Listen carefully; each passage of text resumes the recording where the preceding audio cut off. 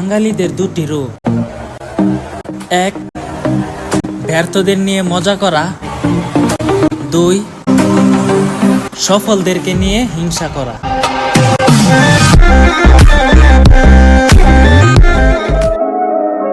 বর্তমানে মানুষ সত্যবাদীকে বলে বোকা আর মিথ্যাবাদীকে বলে বুদ্ধিমান।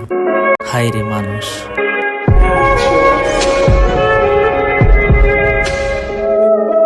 সময় বলে দেয় কে কার কতটা আপন। সময়ের সাথে বদলে যায় অনেক প্রিয়জন।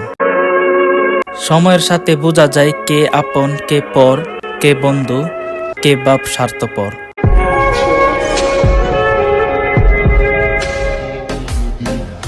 যে মানুষ বিপদে মাথা ঠান্ডা রাখতে পারে সে জীবনে সবকিছুতেই জয় করে আসতে পারবে ইনশাল্লাহ।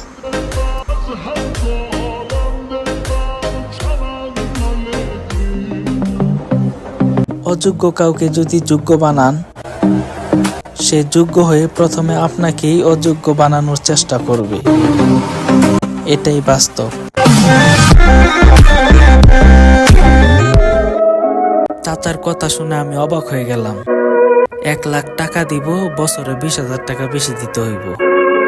নিলে হ কও, না নিলে না কও, তাড়াতাড়ি করো, আজান দিতাছে, নামাজে দেরি হয়ে যাইব।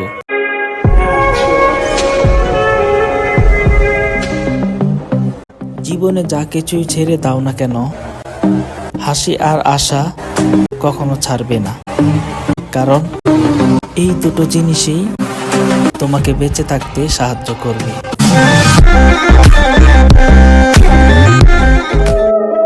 আপনার একদিনের ভুলটাই না মানুষ মনে রাখবে, কিন্তু বাকি যে 99 দিনের উপকারের কথা কেউ মনে রাখবে না।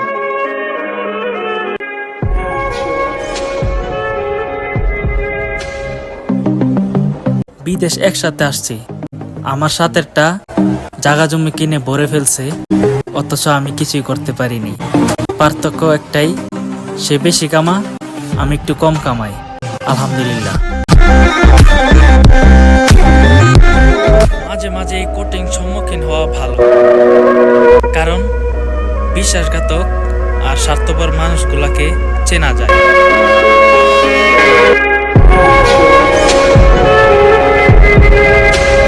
মায়ায় জড়ানো যাবে না। মানুষ অতিথি পাখির মতো আসবে, আবার নিজের ইচ্ছে চলে যাবে।